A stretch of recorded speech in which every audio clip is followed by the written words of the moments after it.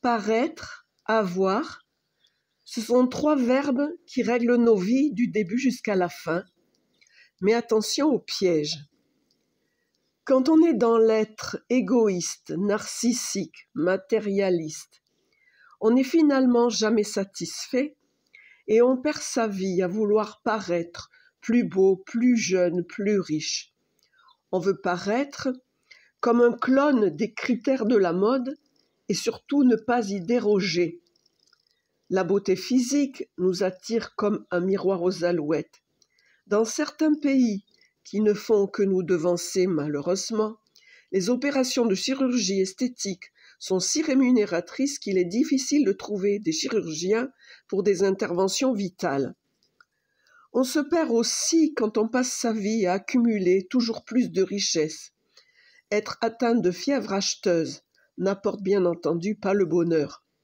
C'est une sorte de drogue, de boulimie. C'est une frustration permanente, un enfer sans fin. On a beau accumuler, on n'en a jamais assez. On essaye de s'étourdir dans les distractions, les voyages au bout du monde.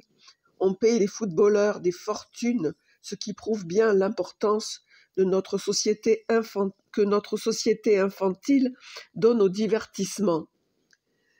Dans les rapports à autrui aussi, on finit par considérer l'autre comme un objet de satisfaction personnelle qu'on choisit uniquement au regard de son emballage extérieur, de sa beauté physique.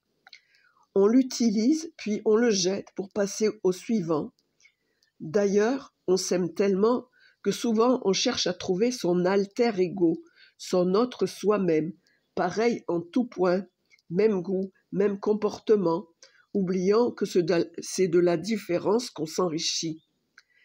Il est donc essentiel avant tout de ne pas se laisser avoir par tout ce qui tue l'âme et il est important de savoir être. Mais comment être alors ? La réponse, c'est Dieu qui nous l'enseigne, par l'amour, l'humilité, la patience, la compassion et la sobriété. Appliquons-nous donc à être de vrais humains et pas juste des humanoïdes seulement soucieux de paraître ou d'avoir.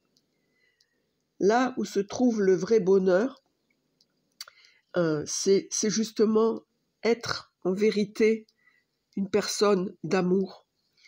Car quand la vieillesse et la maladie surviennent et qu'on perd tout peu à peu, on se retrouve face à soi-même, sans rien si on n'a pas trouvé sa vie durant l'essentiel. Voilà, que Dieu vous bénisse et à bientôt.